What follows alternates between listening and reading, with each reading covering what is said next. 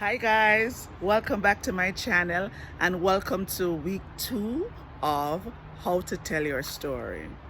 Now in week 1 we looked at the first step, which is making a list of all the events that have stirred emotions and have aroused some feelings, some kind of positive or negative feelings. So you should have a list similar to mine where it just lists things without giving any details.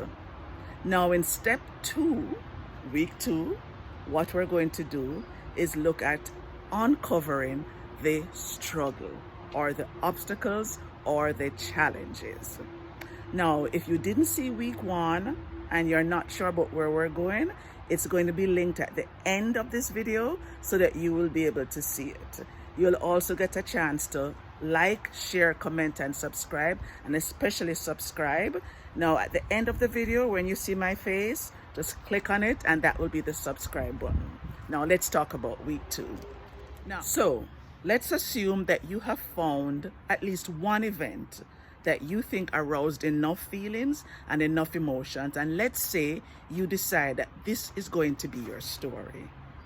The next thing you want to do after identifying it is making a bulleted list under the event so that you try to remind yourself of all the things that happened.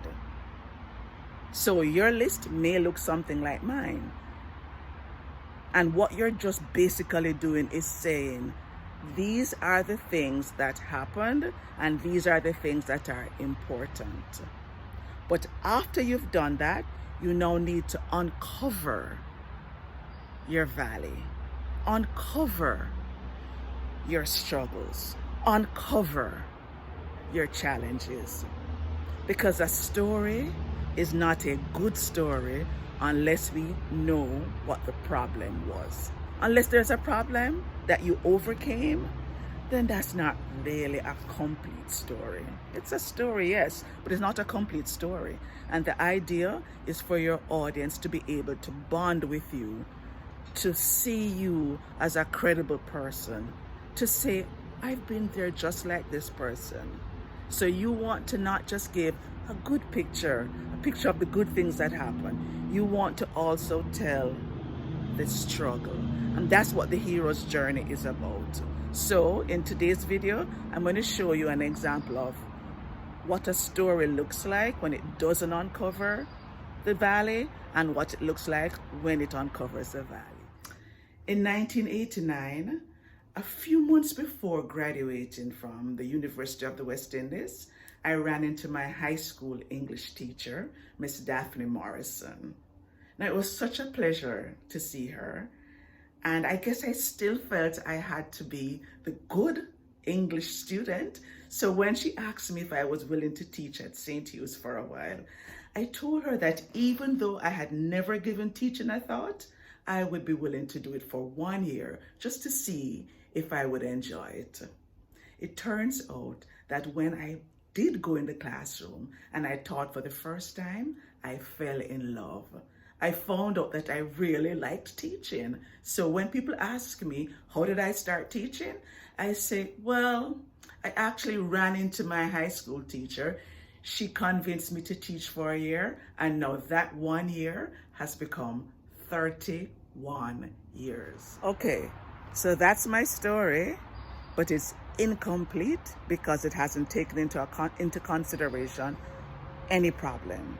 So let's listen to it again, but this time when I uncover and unveil a little bit more, and I do a little bit more self-disclosure, and I tell a little bit more of the true story. My search to find my exact fit in the world began in 1989 when I ran into my high school English teacher, Miss Daphne Morrison. You see, in 1989, the University of the West Indies had a job fair, and I attended. And I attended because I had signed up to do the public relations officer interview because I had the gift of gab and, well, That's what you do when you're a talker and you need to find a job that you consider important. So on the day of the interview, I was dressed, ready to go, had my shoulder pads in, had on my power suit, sat down in front of the interviewer, gave him my best smile. And then he said, "Are you prepared to relocate to Montego Bay?" Excuse me? Remember the job ad. That's the first thing we want to know. We want to be sure that you're willing and able to relocate to Montego Bay.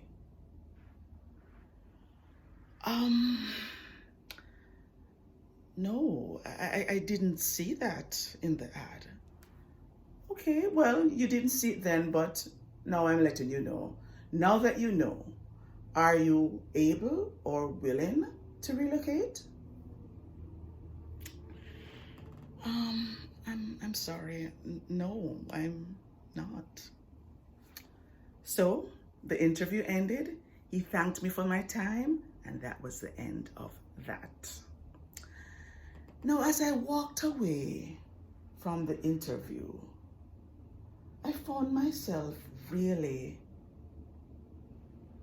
coming down hard on myself, because that botched interview represented failure again.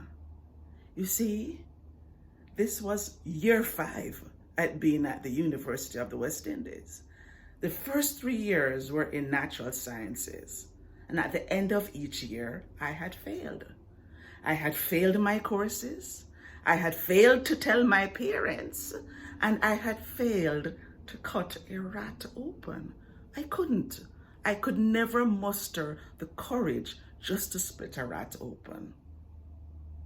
And I had failed to be honest with my parents and to let them know that medicine was really not my cup of tea, obviously.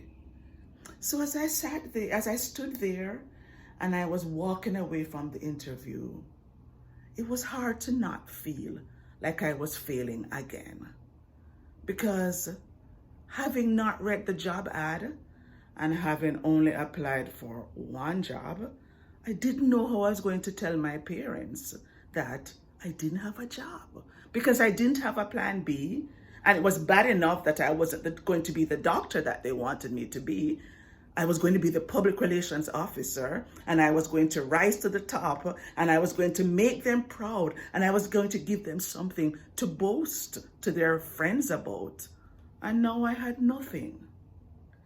So as I walked away from that interview, feeling nervous at this point, because I realized I did not have a plan B. As I was walking away, I heard my name. I heard someone saying, "Miss Leach, Miss Leach." And before I even turned around, I thought, that has to be Miss Morrison. Miss Morrison was one of those teachers that you fell in love with. You see, she loved English so much that if you were in her class, you loved English also. And she always called us by our surname. So I was Miss Leach, not Tanya. So once I heard her voice, I knew it was her. So I did a quick spin and I saw her, and I was, "Miss Morrison, Miss Morrison." Because you cannot but feel that fondness when you see those good teachers, you know? So after we did a little quick hug and greeting, she asked me if I was willing to come back to my alma mater to teach for 2 years. I told her that that was not my plan, because remember now, I wanted to be a public relations officer. So when she said, "Would you be willing to come back to your alma mater?" I thought, I never thought of that before, but I don't have a job. I don't have a plan B. Why not go there for 1 year, and in that year, continue my job search? So I agreed to do it. She offered me a job to teach history. Initially, I protested. I said, I really would prefer to teach English. She said, in the second year, you can teach English because we're going to have a vacancy then. I thought, okay, I won't be around in the second year, but okay. So I took the job with absolutely no intention of staying beyond a year because that did not fit the profile that I had of myself. I never saw myself as a teacher, and I wanted a job that would make my parents proud. I wanted a job that would make my parents say, hey, you know what Tanya is doing? I wanted a job that would make my parents feel, well, even though she's not a doctor, she's a big thing. So it couldn't be teaching. But the first day I stepped in the classroom, I fell in love. I had an interesting grade 10s class, and those girls made me love teaching. I still remember most of their faces. I don't remember their names, but I definitely remember their faces. And up to 4 years ago, I ran into one when I was visiting Jamaica. And she had the same, Miss Leach, Miss Leach. I couldn't believe it after all these years. I said, haven't I changed? You recognized me immediately? She said, yeah. And it was such a good feeling to run into somebody from the first class I ever taught. So I went to Miss Morrison at the end of the first month and I said, Miss Morrison, this is it. I really love teaching. She said, give it a year and then you can talk. So I gave it a year. And at the end of the year, I went back to her and I said, Miss Morrison, this is my jam. And you know what? That 1 year has led now to 31 years. So that's it, guys. That was my story, which showed a little bit more and it allowed a little bit more vulnerability. Now that's what your task is this week, to look at your story and to find the valley. Now, if you don't want to be honest about parts of your story, then maybe you should find another story that you can be honest. Because sometimes the honesty may call for more vulnerability than we're ready for, and that's okay. But it would be better to tell a story that has the valley than tell a story without that valley. So I'm going to encourage you this week to look for a story where you can be honest, and when you don't think that you have too much on the line and it doesn't call for too much vulnerability on your part. But you have to find a story. If you want your audience to connect with you, you have to find a story that will give them that connection, because that's what we need, emotional connection. Now, this was just a simpler story. This was not a deep, heart-wrenching story. But rather than just giving you the picture of, oh, I ran into Miss Morrison and life is good now, I gave you a fuller picture by explaining to you that the reason it was such a struggle at the beginning was because my parents wanted me to be a doctor. So when Miss Morrison came with her grand idea, it was good for me because it was like an escape route for a year. And that year has developed into 31 years. Now, I could have taken it even further and spoken about some of the things that happened along the 31 years, because it was not a smooth 31 years. There were many challenges. There were great appeals. There were poor evaluations. There were unkind supervisors. There was a lot of things that would have happened. But depending on time, of course, and your audience and all that you have time and you're willing to share, that's important. But there has to be a problem. No problem, no story. So I hope you learned something today, and I hope you have a little bit more information that will help you to write your story. Remember to like, share, comment, and subscribe. Look for my face, press the button and subscribe, and share this video with anyone who you think needs to write their story. But if they're struggling with that hero's journey, let them know that they need to include obstacles and challenges. Thanks for joining me, guys. Next week we'll look at step 3 and we'll see what's next to be done.